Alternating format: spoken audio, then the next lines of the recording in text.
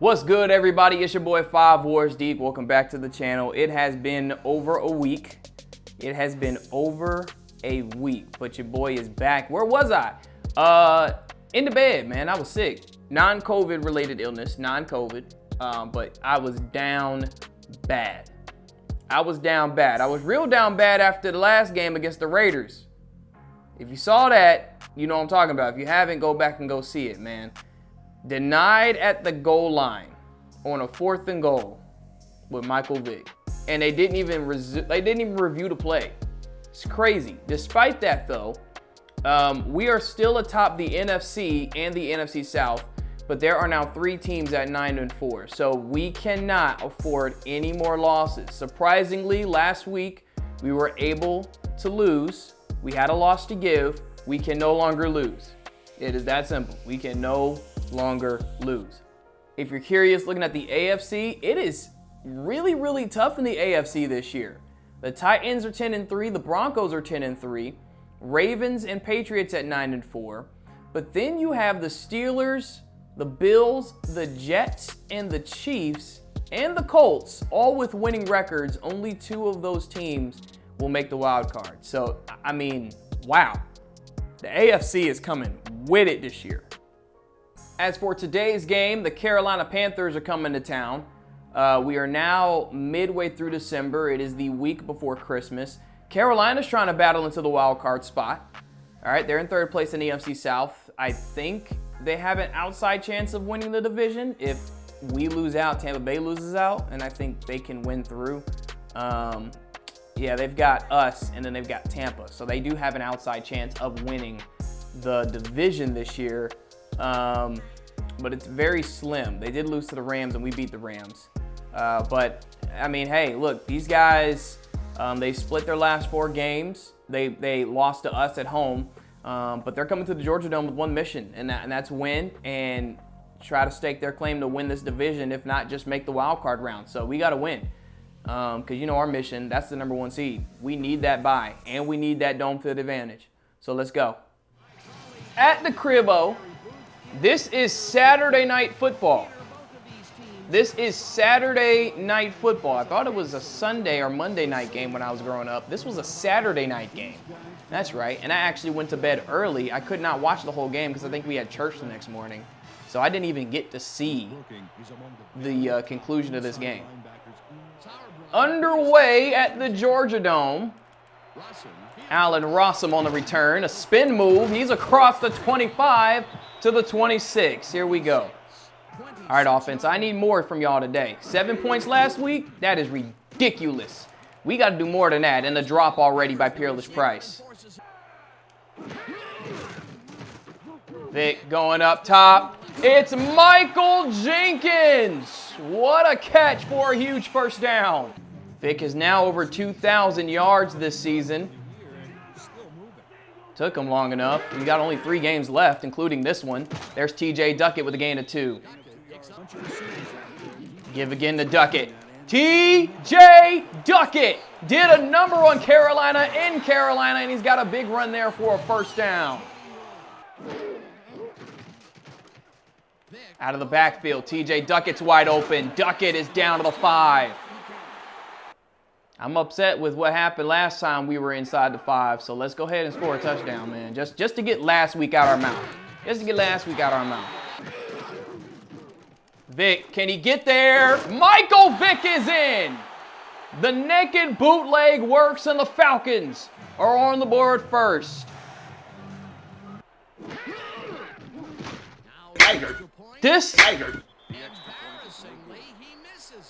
How you missed the PAT, man? Come on. Yeah. Get him in the backfield. Let's go, defense. That man really sat there and missed that PAT like that. Double doink the PAT. Sacked! Oh my goodness! Ellis Johnson. 3rd and 14. You can tell this team a little upset. That's what I'm talking about. I like this attitude, Falcons.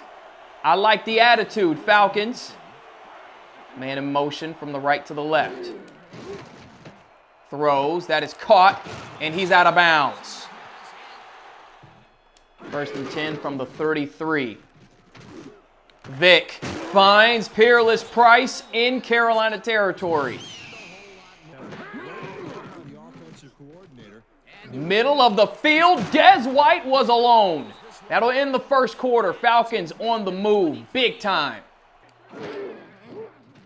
Vic, middle of the field, Peerless Price is inside the 5. Come on now, Atlanta. Duck it. In the end zone. Let's go.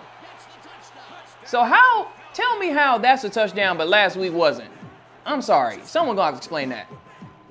You tell them, so that is a touchdown right there. The tip of the football is across the front of the plane. So he broke the plane right there.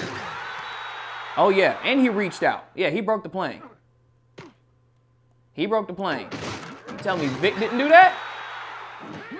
Going for 2. Oh, over the head of Duckett. All right, it's still 12-0. 44 rushing yards per game. That's still really good. Last week's their average got messed up against the Raiders because of that run at the very end of the game, but still, we're one of the best. We're the best rushing defense in the game. Come on now. They give it to Davis for the 3rd straight time, and this time he's wrapped up in the backfield by Chris Draft.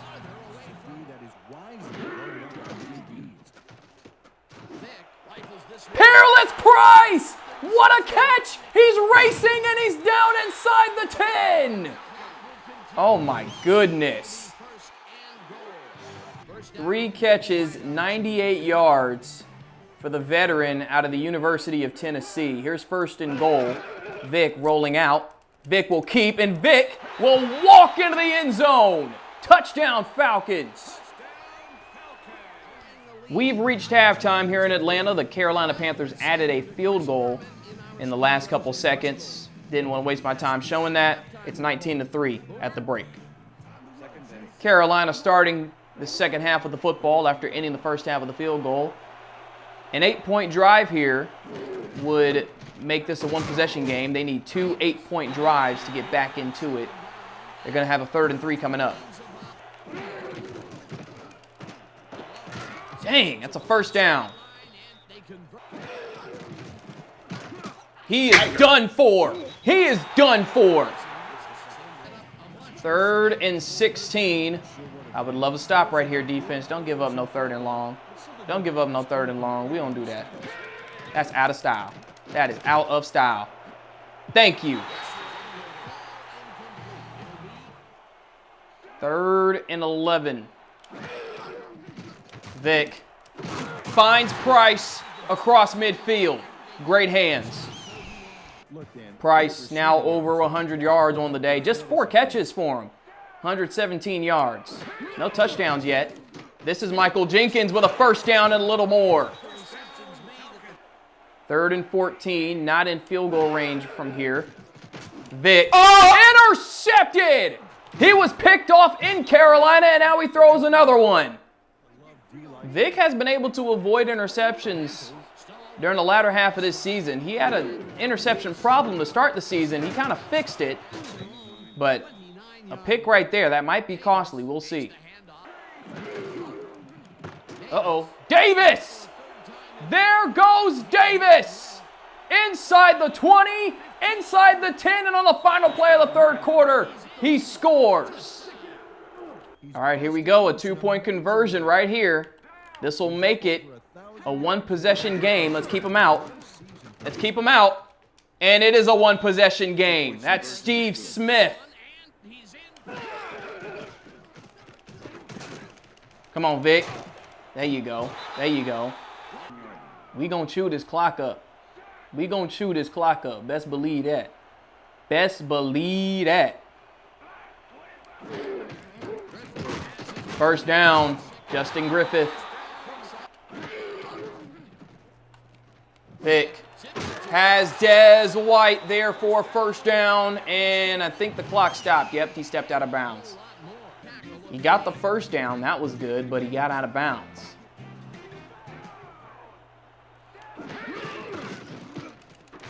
Come on, Duckett. There you go. This next snap will take us to the 2-minute warning. Just gonna milk it a little bit here. Give this thing to Duckett. Let him get the first down. So we'll hit the 2-minute warning, and then the Panthers are gonna have to start burning timeouts. 3rd and 4. Panthers down to their final timeout. Get to Duckett. He bowls a man over. He's got the first down, and this one is all over. Carolina should have go ahead and went for that onside kick. You got lucky. You got an interception on Vic. Then you decided to go down the field, get a touchdown, go for 2. Got that. I'll give you props for all that. But what you couldn't do was give this team the ball back. The best thing we can do is milk the clock. It's the number one thing that we're good at. Someone tell Kyle Shanahan that's how you do it. Somebody tell Kyle Shanahan that's how you do it. The Falcons hold the ball for the entire 4th quarter, and despite not even scoring in the second half, the Falcons are winners. 19-11. I think that's scoregami. But the Falcons have 10 wins on the season, and they're going to hang on to that number 1 seed. All right, so did some research. 19-11 is not scoregami. Turns out scoregami of 19-11 has happened 5 times. If this were actually 2004, this would have been the 3rd instance of a 19-11 final. The first time it happened was in 1961 when the San Diego Chargers beat the Buffalo Bills.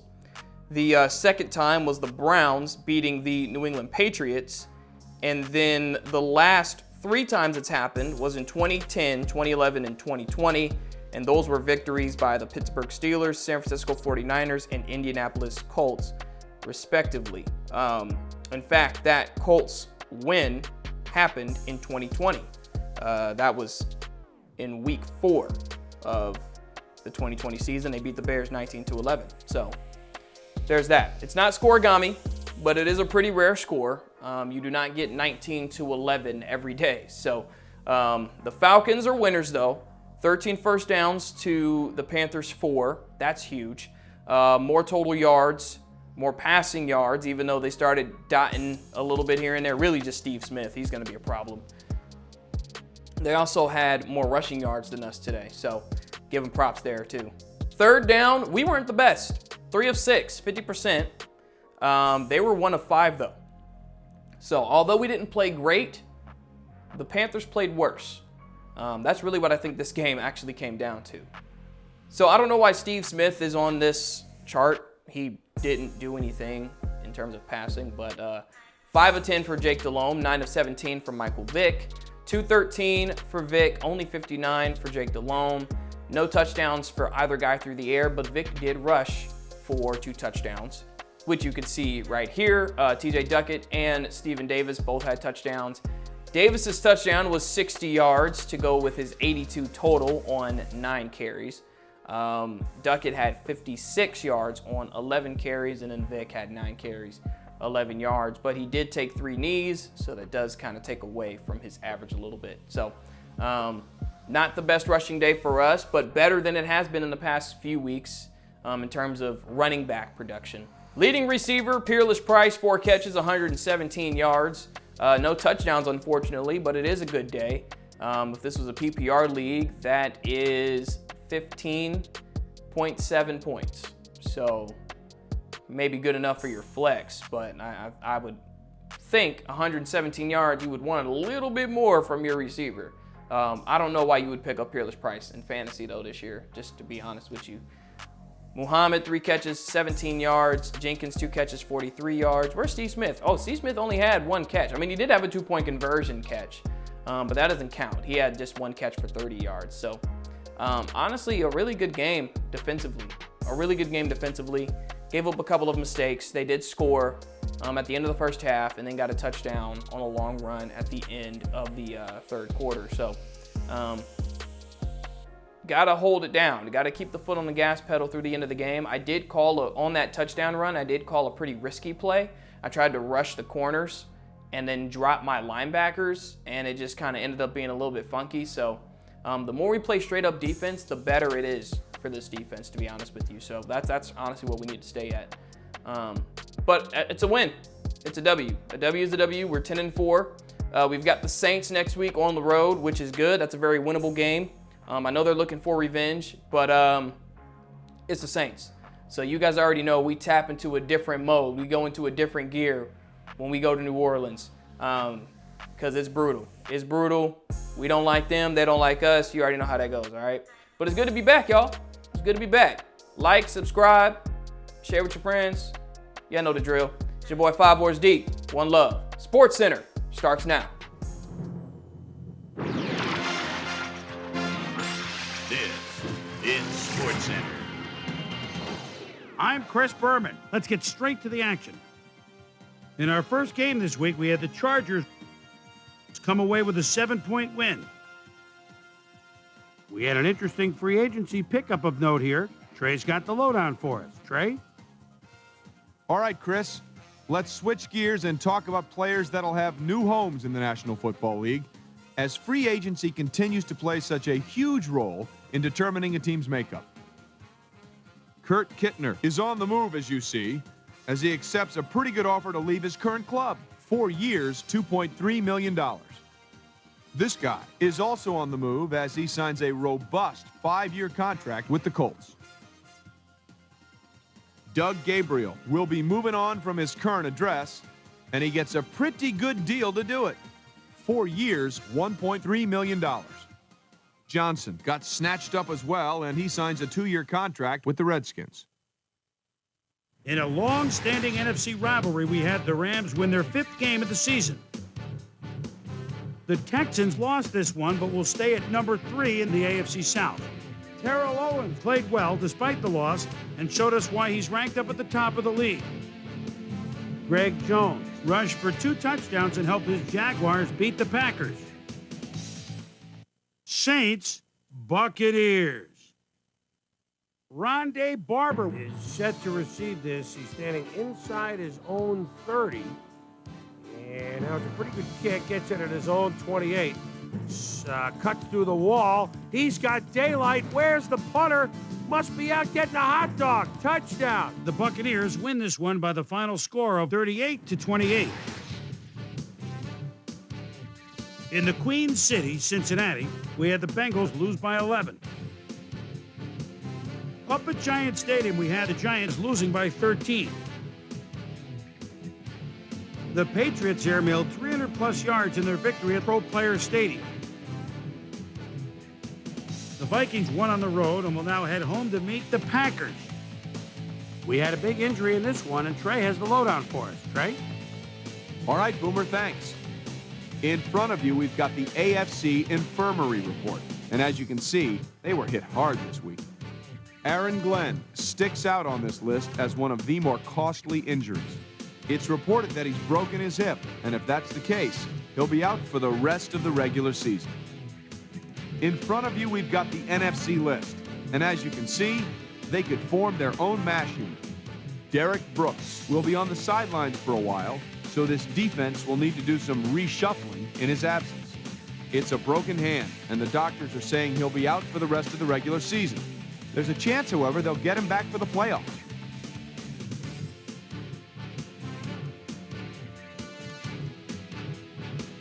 Now we'll move on to our top story of the day.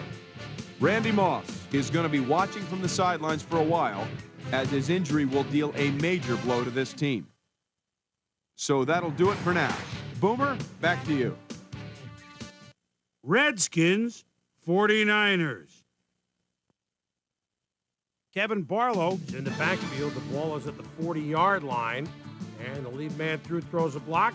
Shakes off one tackle. Bounces outside. It's a foot race. The 10, the 5, touchdown. The 49ers go on to win this by the final score of 20-14. The Seahawks won this contest, but will stay at the first place in the NFC West. Kevin Carter had another good performance in the win and showed us why he's ranked up at the top of the league. In a long-standing NFC rivalry, we had the Falcons win their 10th game of the season. Trent Green threw for 250-plus yards and helped his Chiefs beat the Broncos. And in our final game, we had the Colts come away victorious. All right, Chris, thanks. Just 2 weeks to go until the playoffs arrive, and just as we do every year, We're looking at a number of interesting races as teams jockey for position. We'll start it out in the AFC. Meanwhile, let's take a look at how things stand over in the NFC. So there you have it. Still plenty of intrigue left in this NFL season, as the homestretch madness is only just beginning. So that'll do it from here.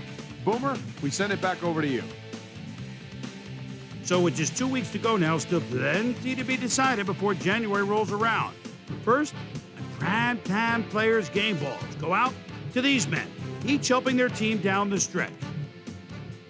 That'll do it, sports fans. I'm Chris Berman, and thanks so much for joining us here in the Bristol studios. We'll see you next week right here on ESPN, the worldwide leader in sports.